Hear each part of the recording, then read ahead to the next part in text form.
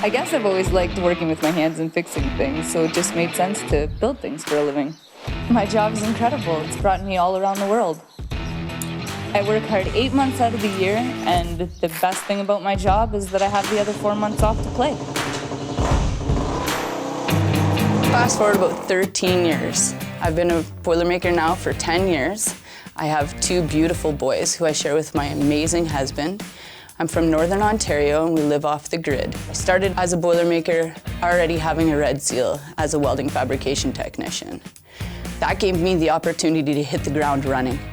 So much so that I was able to become the first female Boilermaker to win the apprenticeship award in Canada. We are an international union.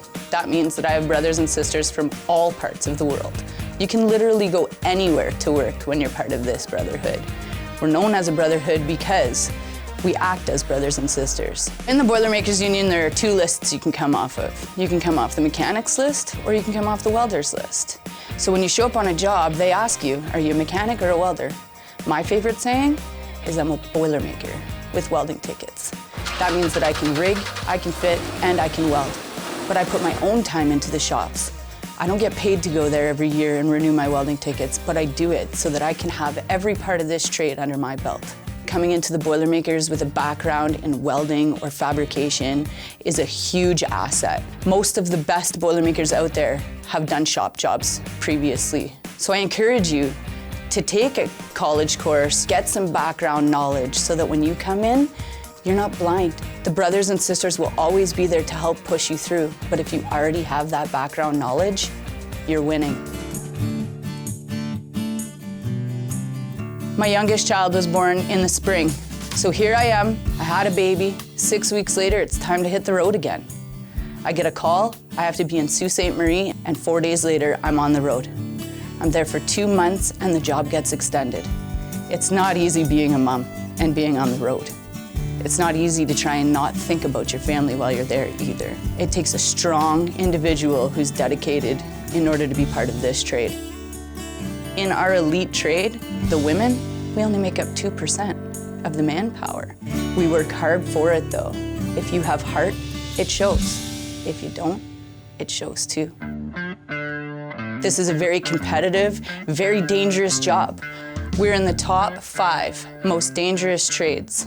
We work anywhere between cement plants, steel plants, pulp and paper mills. We do tank jobs, large lifts, fine-tune, fitting, welding and gouging in the craziest positions you can put your body into in the tightest spots. Building ships, you could go into the submarine section, you can get into nuclear power, where I am now.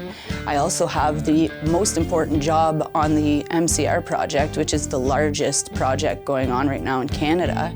And I'm like the quarterback. I'm the retube control center foreman. That's a huge thing, and I'm proud to say that I have that position. And when you come out into the field and you get a position in a management spot, I'll be proud of you too.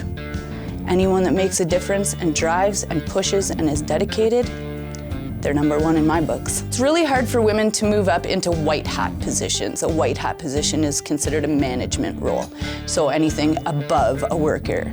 Being a woman in this trade, it's very hard to fit into the boys' club. Not even just being a woman. Being a man sometimes is hard to fit into the boys' club. But if you work hard and you show dedication and initiative, it doesn't take long for you to move up. There's also never been any woman that's been part of the management side of the union. I've yet to see any woman make it to a superintendent position.